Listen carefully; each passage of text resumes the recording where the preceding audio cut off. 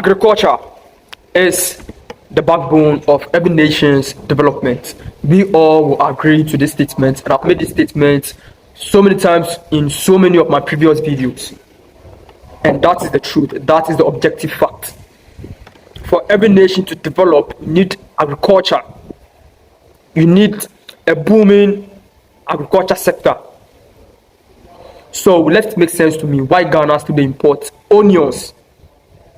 Why Ghana they import onions 2026? My understanding of importation is that whatever you are importing into your country cannot be produced in your country.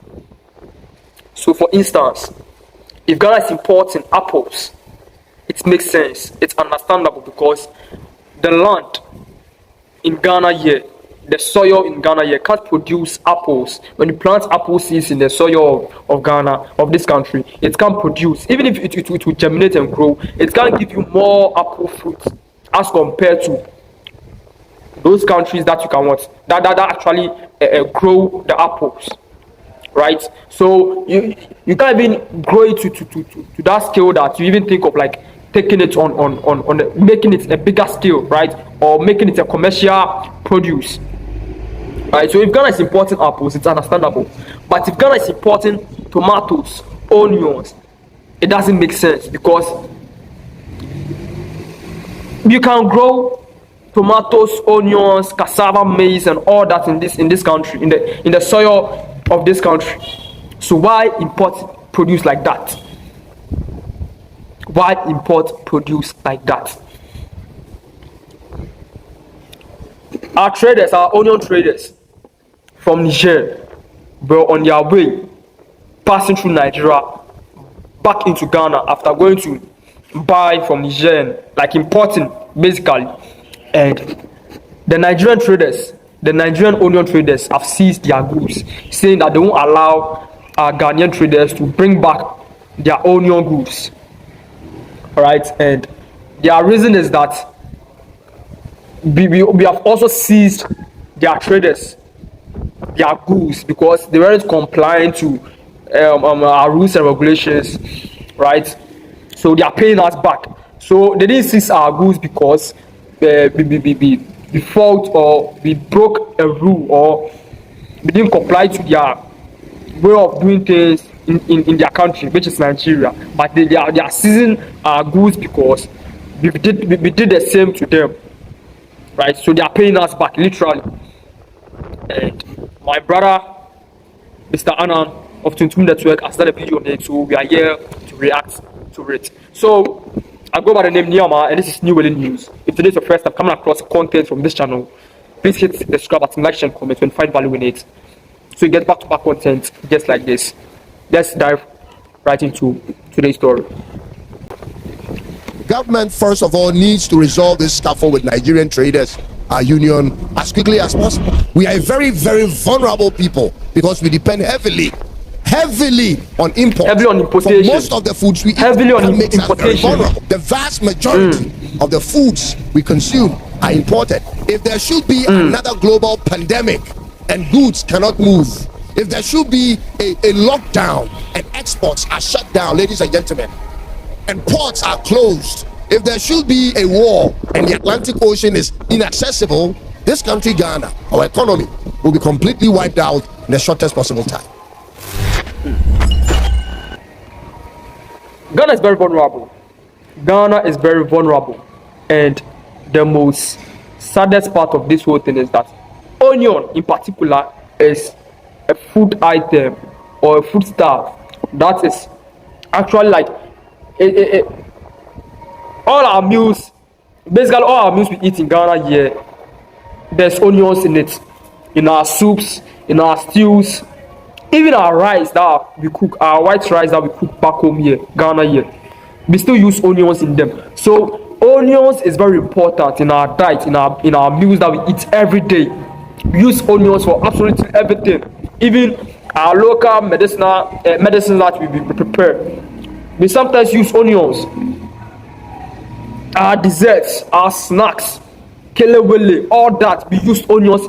Like we use onions for absolutely everything in Ghana here, especially when it's going into your mouth. So, and we can grow onions in Ghana here. Adan, they grow onions in Adan. So I'm surprised. I was surprised. I'm still surprised finding out that Ghana they import onions from Niger. Let's make sense to me. Let me understand. Why are we doing this? What's the problem? What's the solution? What's the way forward? Let's continue with the video. Ladies and gentlemen, the government of Ghana has a decision to make on how our food security should be handled. If you are watching me for the first time, my name is Cyrus. I'm making this video from Ghana. What is happening now is an embarrassment and a sign of worse things to come. Take it from First, it was Ghanaian tomato traders being killed in Burkina Faso on their way to import tomatoes. Then the Burkinabe government banned tomato exports to Ghana with money to negotiate for a reversal. And now Nigerian Onion Traders Association are holding Ghanaian onion trucks for moving out of Nigeria. Apparently, ladies and gentlemen, Nigerian trucks carrying goods in Ghana were seized for non-compliance reasons a couple of weeks ago. And therefore, this was a retaliatory response on the part of our Nigerian counterparts. I would like to ask our leaders, is it that when we are going through trials and tribulations, that makes them happy, that makes them get money, that makes them, or that buys them a passport or a visa to heaven? I want to ask them this question because people are dying.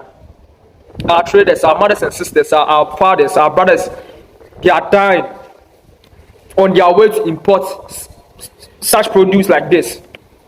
People are also dying because they don't have money to buy these items because it's expensive. People are going hungry. Businesses are collapsing in this country.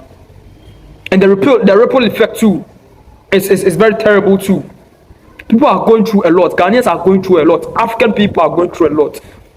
So is it that our leaders, our so-called leaders, people we put in power, they find joy when we go through hardships? They know the right thing to do. Even if they don't know the right thing to do, people like me, people like Mr. Cyrus, we are telling them that this is the way forward. They also travel outside to explore, to learn. So they know that. So why aren't they doing the right thing? Why aren't they doing the right thing? Why can't they invest into our food security so that we don't have any food shortage in this country? As I said earlier, if they are importing things like apples, it's understandable. If they are important things that we can't grow, we can't produce in this country, it's understandable because that's the whole idea of importation and exportation. Countries, these Western countries, they are Asian countries and all those countries, most of them can't grow cocoa. So they import cocoa to do what? To produce chocolates and all that. And we also get a chance to export cocoa and get income into our country. So supposing we couldn't grow cocoa on our land and we are importing cocoa to produce chocolate, it's understandable. It makes sense. Right? It makes sense. Let's continue with the video. I can't fathom. I don't know what goes through the mind of our leaders. Just this morning too, we are told of armed men storming the Ajane Kotoku Onion Market in Accra to take over the market, ladies and gentlemen. It is really embarrassing how the central government of Ghana is just watching on as pockets of problems arises on our food in the country, the food supply. There has to be some level of government control and intervention, whether administratively or through production, ladies and gentlemen. The supply chain in this industry needs a government involvement as soon as possible. Ladies and gentlemen, the opportunities are begging for our government to make a move simply because of at least the 3 incidents I just described. There is a lot of opportunities begging on our government. But before I get into the opportunities, our government first of all needs to resolve this scuffle with Nigerian traders, our union, as quickly as possible. This shouldn't go beyond today. Folks, the goods are said to be onions, which are highly perishable, which should be resolved immediately so we can have the onions coming in. But our Nigerian counterparts, our Nigerian brothers and sisters, you guys are this petty. Are you guys this petty? Our brothers and sisters, are you guys this petty? So you guys, we are at war with everything, with jollof, with football, with music. Now it has gotten to, if you seize my goods, I also seize your goods. And I seized your goods because you aren't complying to certain things. But you are seizing my goods because I seized your goods. So more of like payback. Has it gotten to this? Our Nigerian brothers and sisters, oh Nigeria, what, bro? But ultimately, here's how these three incidents are beckoning for the government of Ghana to take a permanent approach towards solution to this problem. Ladies and gentlemen, I'll take this using Trump, right? There are many things I do not like about him, but I'll tell you this particular thing about his administration. He has a very, very unique way of making American companies resume a certain portion of their production within America. He's doing so well with that. He was in the office when COVID-19 hit the world. He was president at that point. He saw at first hand how American supermarkets got empty in a matter of months. The produce were coming from outside the United States, and it threatened the food security of the country. The US government went into massive farmer subsidies under Trump. Trump introduced nearly $12 billion plus in aid packages to American farmers. He has helped farmers survive losses even from his own trade wars with the world. Ladies and gentlemen, he knows America cannot be completely dependent on imports for foods, and therefore he comes up with capital investments and subsidies to revamp investing into the farmers, investing into the indigenous and local and the citizens. Is what's beckoning on Ghana's current government to get into. We are very, very... So this is an attribute of a good leader. This is an attribute of someone who can assess a problem, look at a problem, observe it, find ways and means, like find solutions, and work on it too. Right? This is a good attribute of a good leader. A leader who doesn't run away from from problems, but face it and solves them, find solutions to them. Listen to what Mr. Man is saying here about Trump. And we all are witnesses to this. We saw it. Even now, the trade wars is happening with China and all that. He's investing into the local people, the farmers and all that. Right? Those who are owning business, who are producing, who are into the industrial and the agricultural sector and all that. Right? Because he understands the effect of you depending heavily on importations. He understands the effect. He knows it, and he's finding solutions to it. This is the attribute of a good leader. Vulnerable people, because we depend heavily on imports for most of the foods we eat. That makes us very vulnerable, ladies and gentlemen. And every time I have to watch and sometimes count the number of tomatoes and onion trucks making their ways into the city, it feels something is terribly wrong somewhere inside this country. The vast majority of the foods we consume are imported. If there should be another global pandemic and goods cannot move, if there should be a lockdown and exports are shut down, ladies and gentlemen, and ports are closed, if there should be a war and the Atlantic Ocean is inaccessible, this country, Ghana, our economy, will be completely wiped out in the shortest possible time. The last time... Not only will our economy collapse, but hunger. It is very complicated. Say, what besi, and as a pandemic besi, na imports in Babium. I come there, Bedio Kruma. It is very complicated. Mamma to it is very combat. Trajectory na yams, Kwana yams, and the path we are on now. I believe, say, it is very complicated. I come there, Bedio. I come in poverty. I come in poverty. I bet children, some year 9. If we don't put our leaders to their toes, if I don't know how we, the ordinary Ghanaians, can help with this problem, right? If someone should just tell me, if in my capacity, my ability, right, I can do something to help, because this is very sad.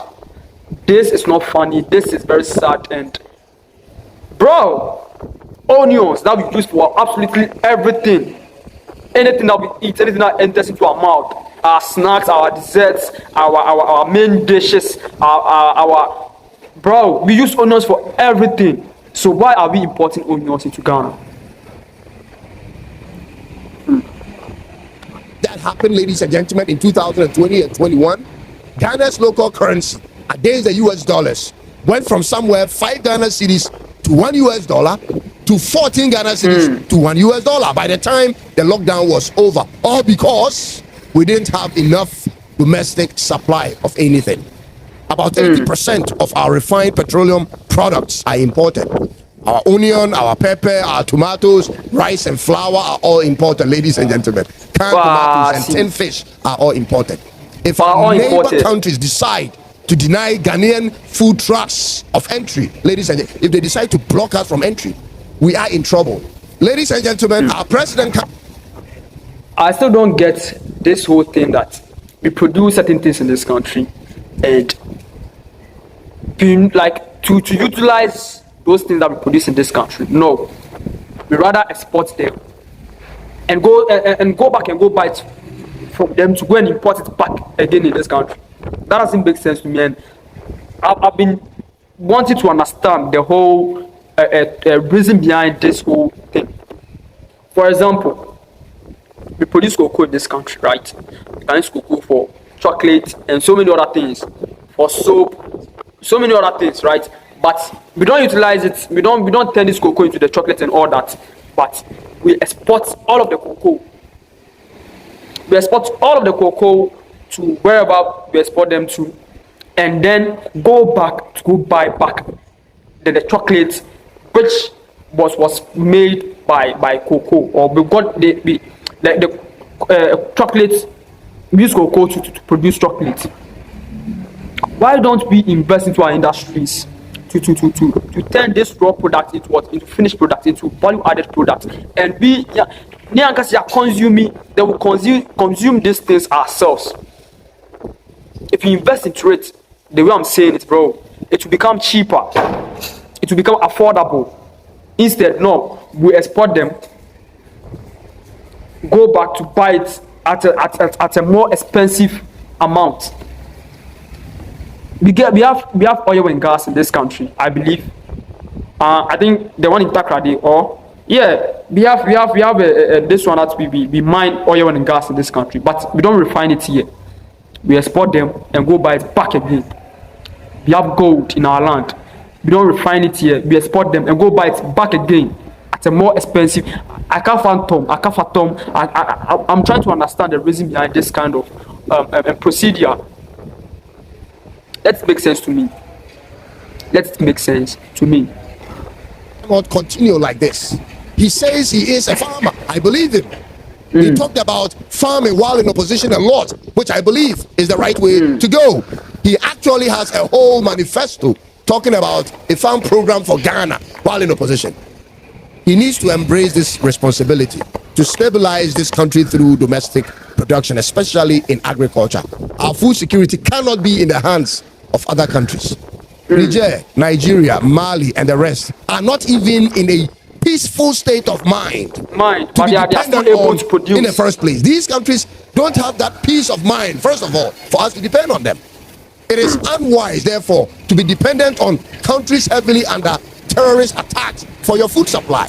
Let us not waste any more time, ladies and gentlemen. Let us not wait for another casualty and then we go looking for another supplier. We need to get something going on our own, something that has the state involved and has targets to meet. Ladies and gentlemen, wars are raging everywhere. It's all over the news. Slowly but surely, the wars are increasing.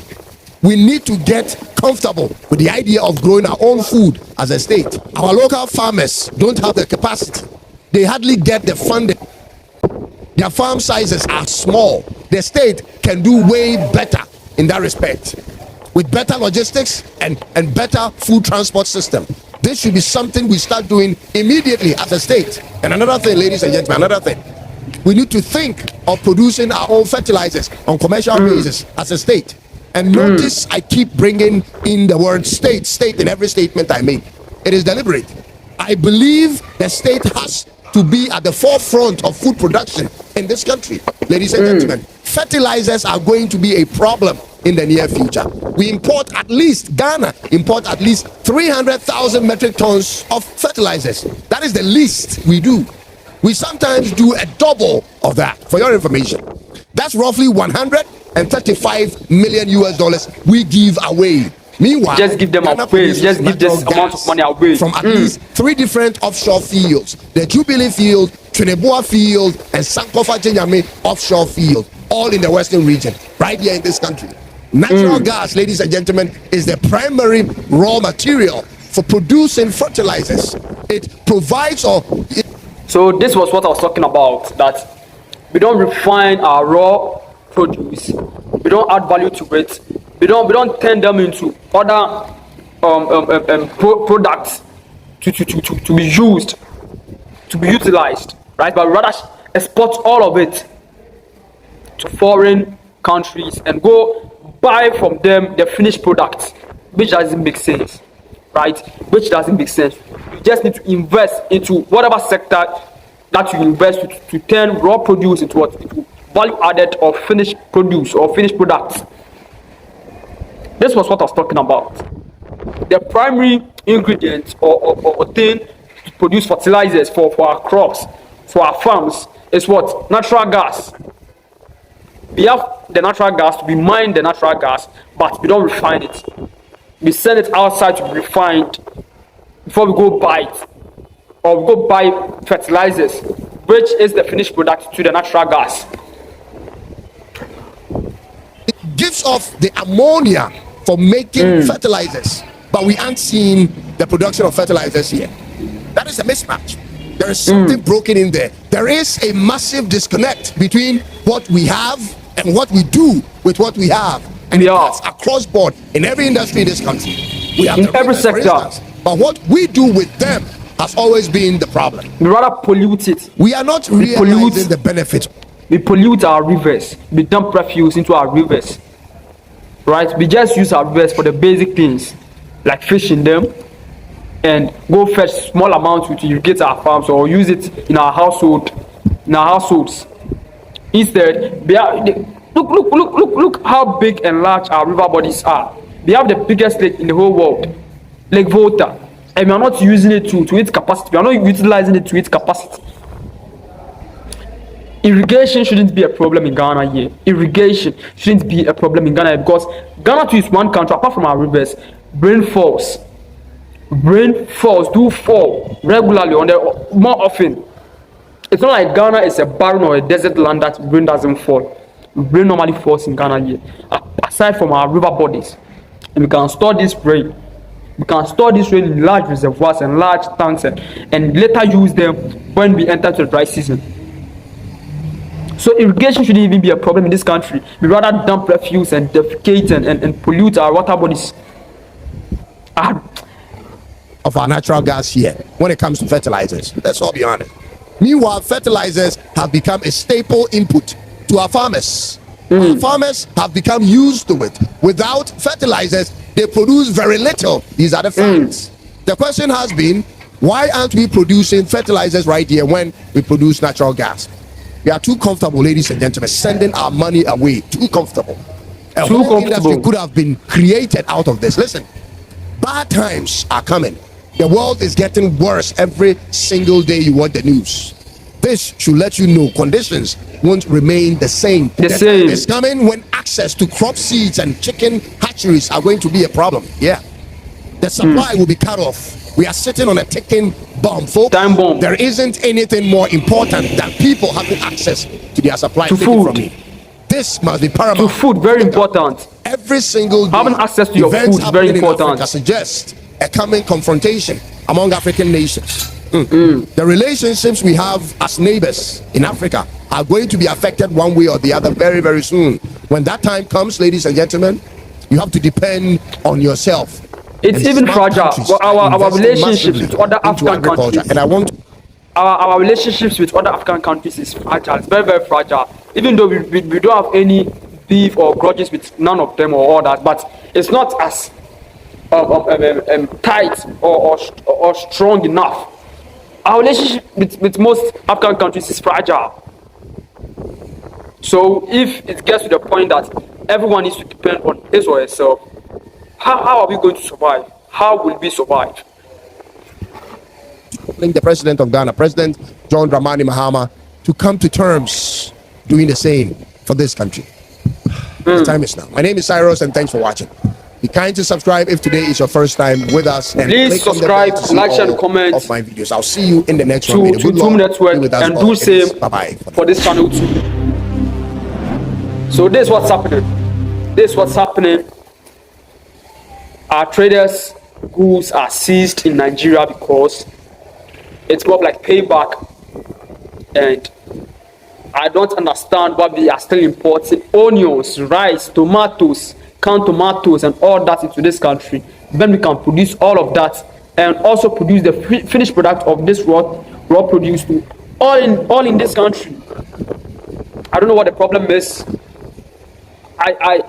Well, we know what the problem is, right? We know the causes, we know the effects, we are seeing the effects, and we know the solutions. But I don't know. My problem is I don't understand why these leaders are not acting and finding solutions to these problems. Finding long-term solutions to these problems. If you find value in this, please hit the subscribe button, like, and comment to get back-to-back content just like this, and also to support the channel. I go by the name Niyama, and this is New Bele News. Hope to catch you on the next episode.